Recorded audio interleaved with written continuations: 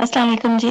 وعلیکم السلام۔ سوال میرا یہ ہے کہ میں بچوں کے ساتھ کام کرتی ہوں اور وہ کافی مشکل سوال پوچھتے ہیں، اسپیشلی جب سے ان کو پتہ چلا ہے کہ میں غامدی صاحب کی اسٹوڈنٹ ہوں۔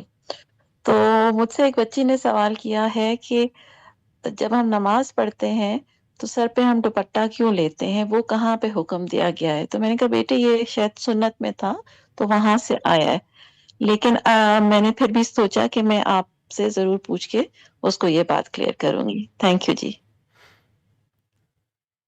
اس میں دو باتیں، پہلے خود سمجھ لیجئے بچی کون ہے، کس عمر کی ہے، وہ تو آپ بہتر فیصلہ کر سکتی ہیں کہ اس کو کیسے بات بتانی ہے، لیکن پہلا مرحلہ یہی ہوتا ہے کہ خود بات بہت ٹھیک طریقے سے سمجھ لی جائے۔ سمجھ لیجئے اس بات کو کہ ایک ہمارا دین ہے، دین میں بعض ہدایات دی جاتی ہیں، وہ بھی دو طرح کی ہوتی ہیں۔ ایک فرض اور واجب کی نوعیت کی ہدایات، فلاں چیز لازم کر دی گئی ہے۔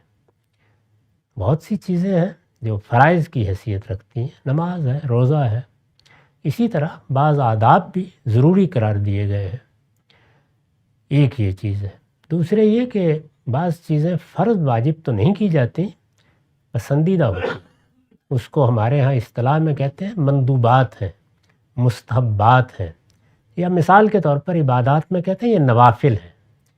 تو ان میں مواخذہ نہیں ہوتا، پوچھا نہیں جاتا، لیکن وہ چیزیں انسان کے لیے درجات کی بلندی کا باعث بنتی ہیں۔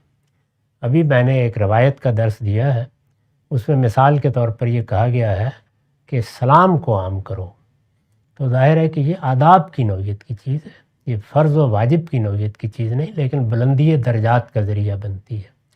تو اس لیے جب بھی کوئی دین کی بات آپ بتائیں تو پہلے اپنے علم کے لحاظ سے یہ فیصلہ کیا کریں کہ اس میں کون سی چیز ایسی ہے جو فرض و واجب ہے اور کون سی چیز مندوبات کی پسندیدہ چیزیں ہیں۔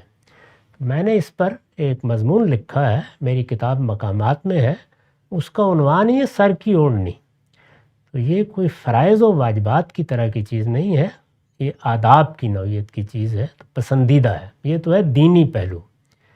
اس کے بعد ہم جب آگے بڑھتے ہیں تو ظاہر ہے کہ دین ہو، شریعت ہو، کوئی فلسفہ ہو، وہ اپنی ایک تہذیب پیدا کرتا ہے۔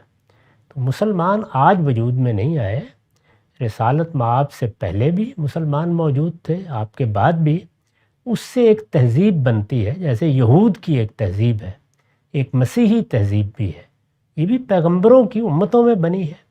تو ہمارے ہاں ایک اسلامی تہذیب بھی وجود میں آئی ہے، اس میں یہ چیز ہمیشہ ملحوظ رکھی گئی کہ بڑوں کے سامنے، بزرگوں کے سامنے، عورتیں ہوں مرد، آج سے 50-100 سال پہلے سوچا بھی نہیں جا سکتا تھا کہ وہ ننگے سر آ جائیں۔